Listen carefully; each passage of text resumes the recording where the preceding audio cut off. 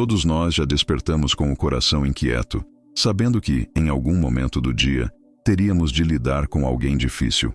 Uma palavra ríspida, uma atitude desonesta, uma provocação silenciosa. Marco Aurélio começava suas manhãs lembrando-se disso.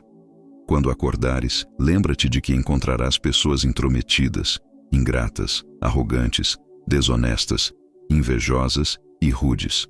Ele não dizia isso por pessimismo, mas por preparação.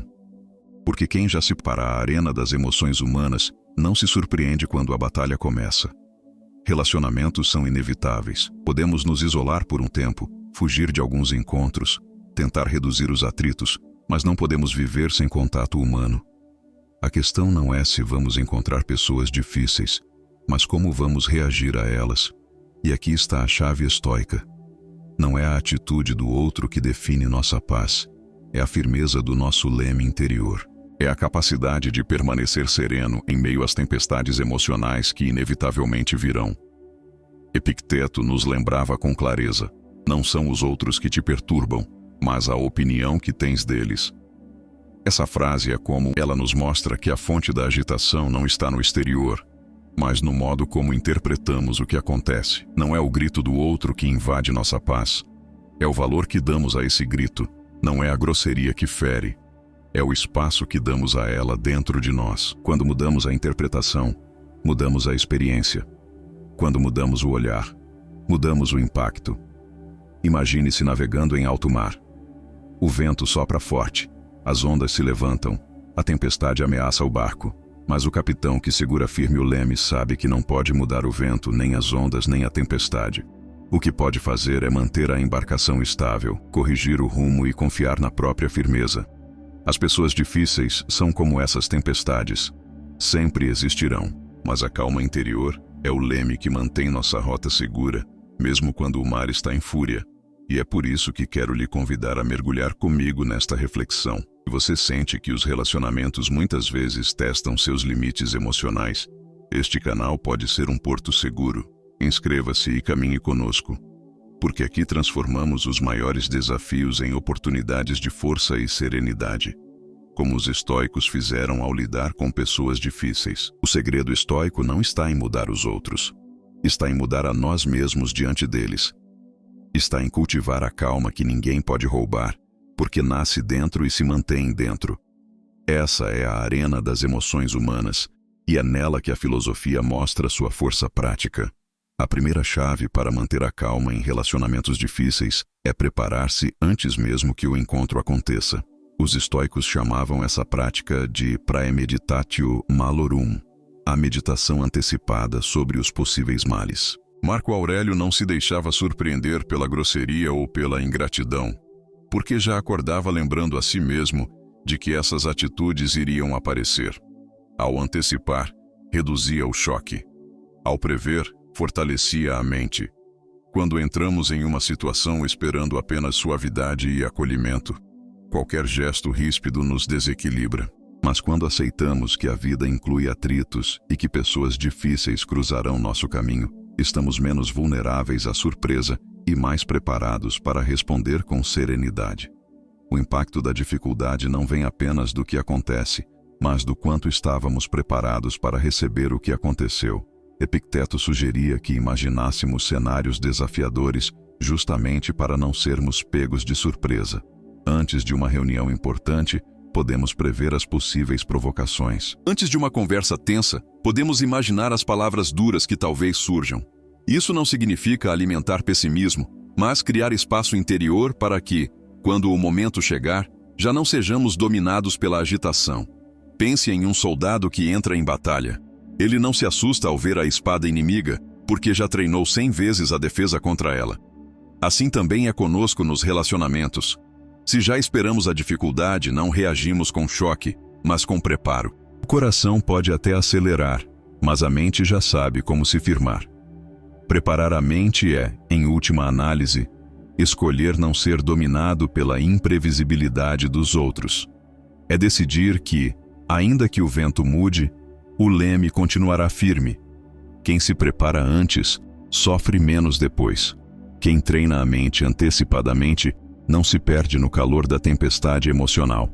Grande parte do sofrimento em relacionamentos difíceis nasce de uma ilusão, a de que podemos controlar o outro. Tentamos mudar atitudes, corrigir palavras, forçar comportamentos. E quando não conseguimos, nos frustramos, nos irritamos, nos perdemos. Mas os estoicos eram claros: a paz está em distinguir. O que depende de nós é campo de ação. O que não depende de nós é campo de aceitação. Marco Aurélio escreveu: a injustiça vem deles. Não permitas que venha também de ti. O que ele nos ensina é simples e profundo. Se alguém age de forma arrogante, essa arrogância é responsabilidade dele, não nossa. Mas se respondemos com a mesma arrogância, então já não é mais só dele, é também nossa. É assim que a injustiça se multiplica, quando aceitamos espelhar a conduta que nos fere. Essa distinção é uma muralha interior. Você não pode decidir se alguém será gentil ou rude, mas pode decidir se responderá com calma ou com cólera. Não pode controlar se alguém irá provocar, mas pode controlar se deixará arrastar pela provocação. Essa linha invisível separa a alma livre da alma escrava, porque quem tenta controlar o outro se torna prisioneiro da frustração, mas quem se controla encontra liberdade. Na prática, isso significa voltar sempre a si mesmo. Diante de uma palavra dura, perguntar: isso depende de mim? Diante de uma atitude injusta, perguntar: qual parte dessa cena está em minhas mãos? A resposta quase sempre será: minha reação, minha escolha, meu gesto. O restante pertence ao outro, e por isso não deve roubar meu equilíbrio. Distinguir entre o que não depende é como carregar duas caixas na mente. Em uma, colocamos o que é nosso dever, nossas palavras, nossos atos, nossas escolhas. Na outra, colocamos o que pertence ao outro, sua visão, seus julgamentos, suas ações.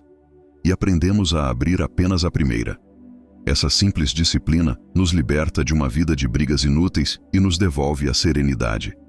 Em relacionamentos difíceis, a primeira reação quase sempre é devolver no mesmo tom. Se alguém grita, respondemos com gritos.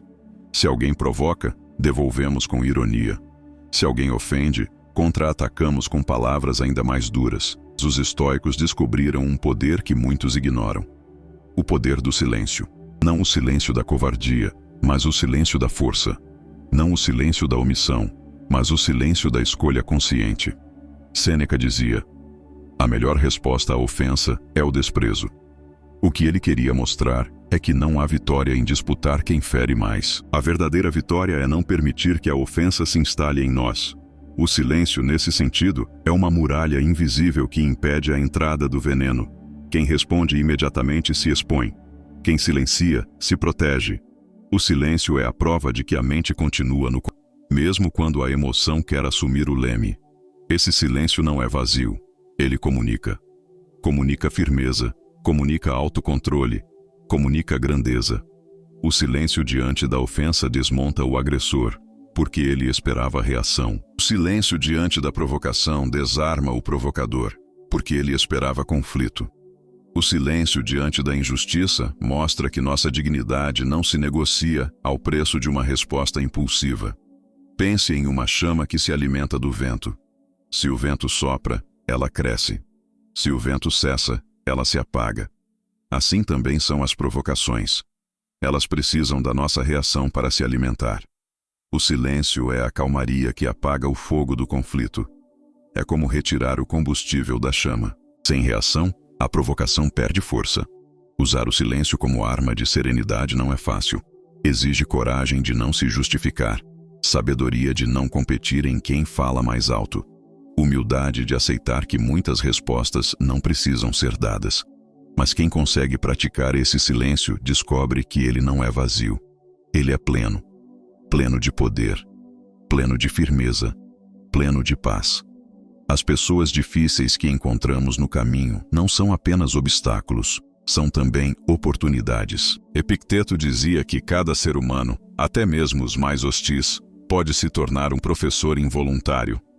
O homem arrogante ensina paciência. O ingrato ensina desapego. O agressivo ensina domínio de si. Assim, cada atrito se transforma em campo de treinamento para a alma. É fácil cultivar virtude em ambientes suaves, entre pessoas gentis e compreensivas. O desafio verdadeiro surge quando a vida coloca diante de nós aqueles que nos irritam, nos desrespeitam ou nos testam. E é aí que a filosofia se mostra prática. A paciência não é desenvolvida em silêncio absoluto, mas no meio do barulho. A tolerância não nasce do convívio com iguais, mas da diferença que nos desafia. A serenidade não é construída em mares calmos, mas nas ondas que ameaçam virar o barco. Epicteto lembrava que músculos só crescem sob resistência. Assim também o caráter.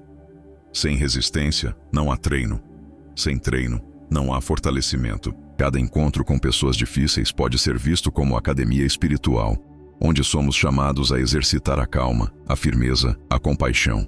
Quem enxerga assim não perde tempo em ressentimentos, mas transforma cada situação em treino interior. Essa visão muda tudo. Em vez de carregar a amargura de ter encontrado alguém duro, carregamos a gratidão pela chance de fortalecer nossa alma. O outro, mesmo sem saber, nos ajuda a crescer. Ele se torna instrumento do nosso aperfeiçoamento, ainda que tenha intenção contrária. Isso não significa aceitar abusos ou se submeter ao que fere, mas compreender que até mesmo as situações dolorosas podem nos tornar mais sábios e mais fortes. Transformar o outro em treino de virtude é assumir a vida como sala de aula constante. Não escolhemos os professores, mas escolhemos a lição que vamos extrair. E quem aceita essa disciplina descobre que até os maiores atritos podem se tornar ferramentas de grandeza. Muitos dos conflitos que nos consomem parecem enormes no momento em que acontecem. Uma palavra ríspida pode ecoar por dias. Uma atitude injusta pode ocupar semanas de nossa mente, mas quando ampliamos a perspectiva, percebemos como essas perturbações são pequenas diante do tempo. Marco Aurélio escrevia com simplicidade e clareza: "Logo estarás morto, e eles também." Por que tanta perturbação? Não era frieza, era lucidez. Era o convite a olhar para o quadro maior. Quando lembramos da brevidade da vida, os atritos mudam de peso. Aquilo que parecia insuportável se mostra passageiro. O que parecia gigante se revela pequeno. Perguntar a si mesmo: "Isso importará daqui a um ano?" É uma forma poderosa de reduzir a intensidade da emoção. Muitas vezes a resposta será não. E se não importará no futuro, por que permitir que roube a paz do presente? Essa lembrança da finitude não diminui a importância das relações, mas coloca cada conflito em perspectiva. Não precisamos reagir a cada provocação, porque a vida é curta demais para desperdiçar energia em batalhas que não acrescentam nada à alma. O tempo é um bem precioso, e quando percebemos sua brevidade, passamos a gastá-lo apenas com aquilo que realmente importa. Ampliar a visão é como subir uma montanha. Lá embaixo, cada pedra parece um obstáculo enorme, mas quando olhamos do alto, percebemos que eram apenas detalhes do caminho. A filosofia estoica nos convida a subir essa montanha todos os dias, a enxergar do alto a transitoriedade da vida, a nos lembrar de que nada merece tanto poder sobre nós a ponto de destruir nossa serenidade. Quando guardamos essa visão, nossa calma se fortalece. Não porque ignoramos os conflitos, mas porque sabemos que eles não são eternos. São apenas ondas que passam, ruídos que cessam, poeira que o vento leva. E a vida, breve como é, merece ser vivida com a grandeza de quem não se deixa arrastar por coisas pequenas. Relacionamentos difíceis sempre existirão. Podemos mudar de cidade, de trabalho, de círculo social, mas sempre haverá alguém que nos testa, que nos provoca, que nos fere. O estoicismo nos lembra que o segredo não está em eliminar essas pessoas do mundo, mas em construir dentro de nós uma fortaleza que não se abala com o impacto das suas atitudes. A calma, quando cultivada, se torna a maior forma de poder. Marco Aurélio escreveu: "O homem se eleva quando se mantém fiel àquilo que é racional e justo. Esse é o verdadeiro triunfo. Não permitir que a hostilidade alheia nos arraste para longe daquilo que acreditamos ser correto. Ser firme na razão quando o outro se perde na raiva. Ser justo quando o outro age com injustiça. Ser sereno quando o outro tenta nos perturbar. Essa é a vitória silenciosa que ninguém pode roubar." Musônio Rufo lembrava que a filosofia não é um discurso bonito, mas um exercício prático. E qual prática poderia ser mais desafiadora do que aplicar serenidade nas relações humanas? Falar sobre calma é fácil. Viver a calma diante de quem nos provoca é a verdadeira disciplina. É nesse ponto que a filosofia se torna viva, porque ela sai dos livros e entra no sangue, no olhar, na respiração. A calma não é passividade, é força controlada. É escolha consciente, é decisão de não entregar o governo da nossa mente a quem não sabe governar nem a si mesmo. Os outros podem ser tempestades, mas nós escolhemos segurar o leme firme. E quando seguramos o leme, não importa o tamanho das ondas, porque sabemos que o barco segue o rumo da nossa escolha, não do caos ao redor. Se esta reflexão lhe trouxe clareza, inscreva-se e siga conosco nessa jornada de sabedoria prática. E nos comentários, compartilhe uma palavra que represente sua busca de hoje. Pode ser calma, força ou serenidade, porque no fim, é essa escolha consciente que define não apenas nossos relacionamentos, mas a qualidade da nossa própria vida.